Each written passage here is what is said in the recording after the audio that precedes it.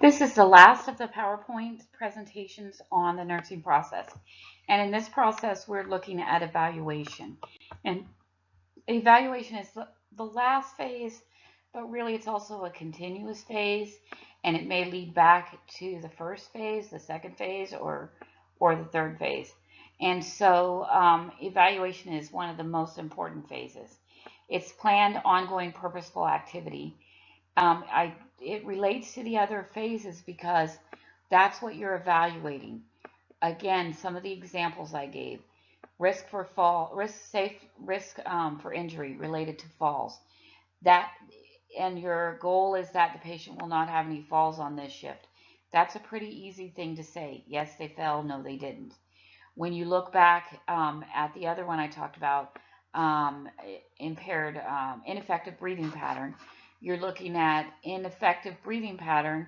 You listed the Y's: the respiratory rate of 30, the oxygen saturation of 90, and I can't remember what other things I said at the time.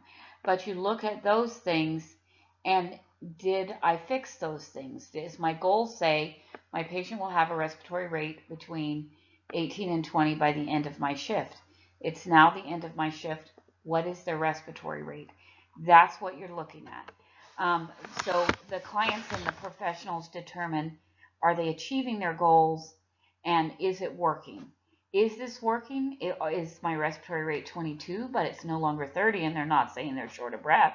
Maybe I need to revise my goal. Maybe I need to continue my goal. Those are things that we look at. Evaluation continues until goals achieved or client is discharged. As part of it, you're drawing conclusions about the goals. Is the problem resolved? Is the potential problem prevented with no risk factors? Is the risk problem prevented, but the risk factor is still there? Like the patient with risk for injury related to a history of falls, they're going to have that history always.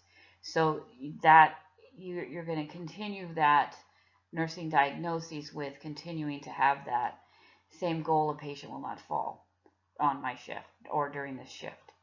Actual problems still exist even though some goals have been met, and you're going to revise if it's partially resolved. And do not revise if client needs more time to reach that goal. I promise you eventually this will all blend together and make sense, and we will spend a lot of time in class practicing some of this. So your evaluation is going to be, again, objective and subjective data, because sometimes your goal is related to patient complaints. So that's a subjective response. Patient no longer complaining of pain of 10 out of 10. Sometimes it's subjective because I can count their respiratory rate. That's something I can objectively analyze. Where I can't feel how they're breathing or how they feel like they're breathing, that's subjective.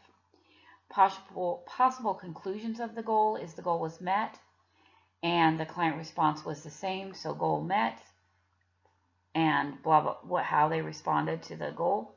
Goal is partially met or not met within the time frame. And so then you decide how you're going to manage that. Then your evaluation statement becomes, here's the date and time of this. Conclusion: goal met, patient's respiratory rate is this. Goal not met, patient lost 5 pounds of 10. We'll continue with this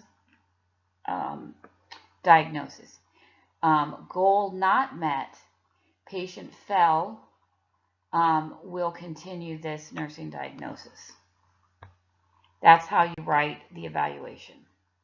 Now, I did actually say all this just a minute ago, but what are you going to do when are you going to continue, modify, or terminate the nursing plan of care? And all of this, I'm not going to read all of this, but when you didn't meet the goal, you have to look at other things. Did you have all the assessment data, or did assessment data change?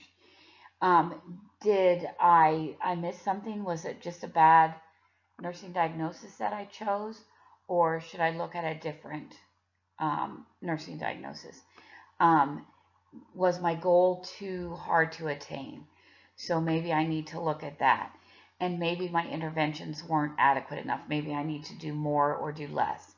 And how did I go about implementing my nursing interventions? So successful evaluation depends on effectiveness of preceding phases, and that goes with everything. Did I adequately I can't think of the right word, but did I adequately implement the implementations, the interventions? Did I choose the right diagnosis? Did I pick up all the assessment data? And that's the end of my this PowerPoint.